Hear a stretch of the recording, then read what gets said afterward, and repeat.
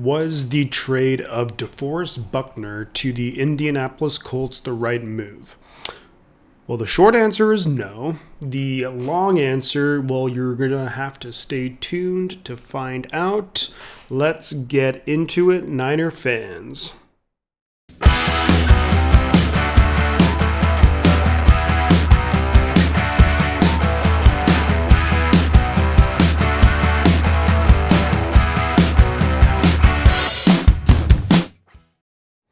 Alrighty, everybody, welcome back to another video with your boy Shifty coming at you. This one goes out to Niner fans near and far. Today we're going to talk about the trade of DeForest Buckner to the Colts. Kind of looking back in hindsight, was it the right move? Well, there's a lot of ways to think about basically any trade in the NFL. Honestly, I think the only fair way to look at a trade is to analyze it from the time the trade was made, because you never know what's going to happen.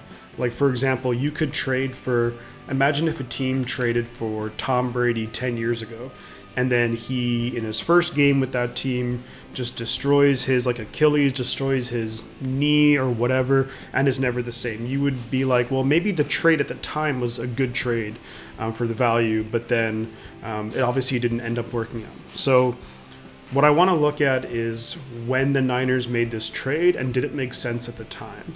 And it's pretty close. I can definitely see two schools of thought on it.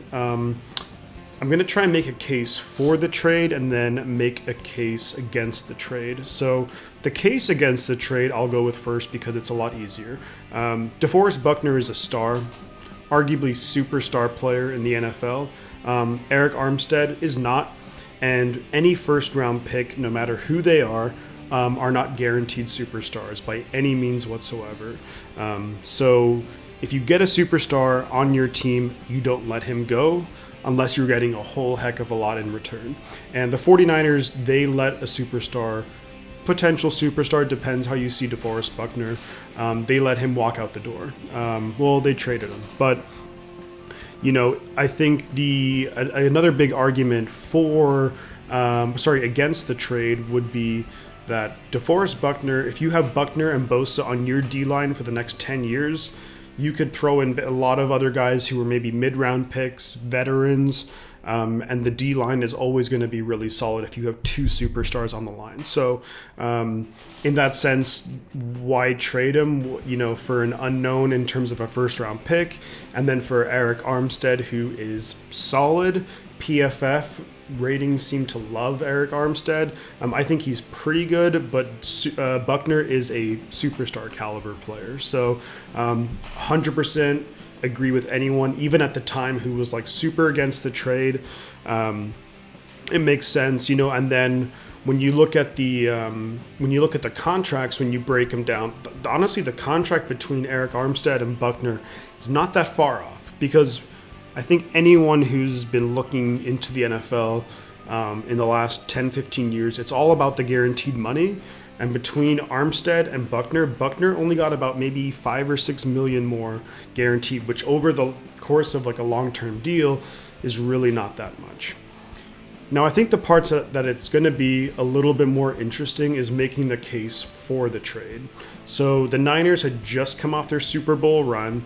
And they need to pay a lot of guys. Anytime you finish with the Super Bowl, even though we ended up losing in heartbreaking fashion, there's a lot of guys who want to get paid, a lot of guys who want more money, and so it can be really tricky to balance all of that. So I think what the 49ers were doing is, and granted, I think in 2019, Eric Armstead came off, he played really well that season. Maybe not quite as well as Buckner, but he really played well. So I think the 49ers thought process was, and John Lynch's thought process was, hey, look, we can have Buckner, he's going to cost a little bit more money, or else we can go for Armstead plus the 13th overall pick, and maybe those two combined would be better than just Buckner.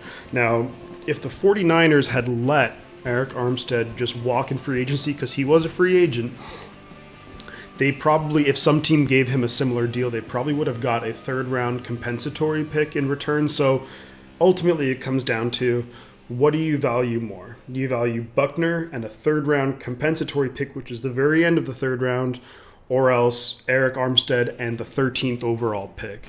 I think when you put it in those terms, it's a lot more close as to what you should possibly do. Now, I think it seems in hindsight that the clear goal was they wanted to, replace Buckner because they just lost him. So they went out, they drafted Javon Kinlaw in the first round in 2020. And so at the time you're thinking, okay, so you have Armstead and Kinlaw versus Buckner and maybe end of a third round pick. So with Kinlaw, a ton of potential coming out of South Carolina, but as it stands right now, it is the 22nd of October, 2021. Kinlaw is dealing with knee injuries. Eric Armstead has been, again, PFF love Eric Armstead, but Eric Armstead has been quite average over the last season or two. So far this year he's been quite, maybe a little bit above average, but not great. Whereas Buckner has made some impact plays in Indianapolis. So I think it's a lot. It's not as black and white, and it's not as easy as what some people think it is. I mean, right now, at this moment in time, yeah, the trade was a disaster because Armstead has been average. Buckner's been pretty darn good for Indianapolis, and Javon Kinlaw's been dealing with knee injuries. He's been in and out of the lineup, and he's looked maybe okay. He's looked pretty okay so far in the NFL. So I can see why Niner fans are legitimately upset about it. But at the time, I think I see the reasoning what John Lynch was going for. But it really just didn't work out. It was definitely a risk. I think they were thinking that they would get much more out of the 13th overall pick than they have so far. And one of the main issues the 49ers have had in the John Lynch regime is that first round picks, Nick Bosa aside, have been very hit or miss. Solomon Thomas, Reuben Foster are, as good as out of the league. Solomon Thomas is doing okay with the Raiders, but McGlinchey is maybe average, above average at right tackle. Bosa's been awesome, but then 2020 Kinlaw, Ayuk, who I really like, and I made a video that we got to get him more involved. He hasn't been involved, and then Trey Lance. Well, that remains to be seen. So was it the right move? I think I would have leaned no, but ultimately I understand where John Lynch and the team were coming from, where they were kind of, going off the assumption that Armstead, and I think they had a pretty good idea that Kinlaw would have been there around 13 or 14. They were thinking Armstead and Kinlaw is better than Buckner and end of a third round pick. So those are my thoughts on it. It's definitely a bummer that Buckner is no longer a 49er.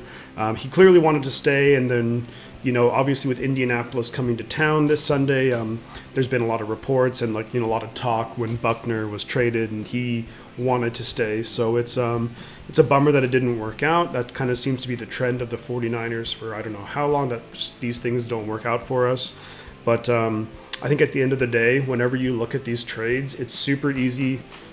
Hindsight's 2020. So I think you have to analyze trades when they happen. So for me, I wasn't crazy about it, but I understood the thought process. So those are my thoughts. I'd love to hear what you guys think about this whole Buckner trade, and especially with Indianapolis coming to town. So leave comments, subscribe, do all the usual stuff. I really appreciate it. I've been seeing the support has been awesome. So love to hear from you guys. And game Sunday night. I'm gonna do my best I'm gonna stream the game live. I might be 1 or 2 minutes late coming from work, but other than that, I'm ready to rock and roll. It'll be fun to see some Niner fans join the stream, and you get to see a Niner fan just go a little bit crazy. So whatever happens, thanks for stopping by with the video, and we will catch you guys on the flip side.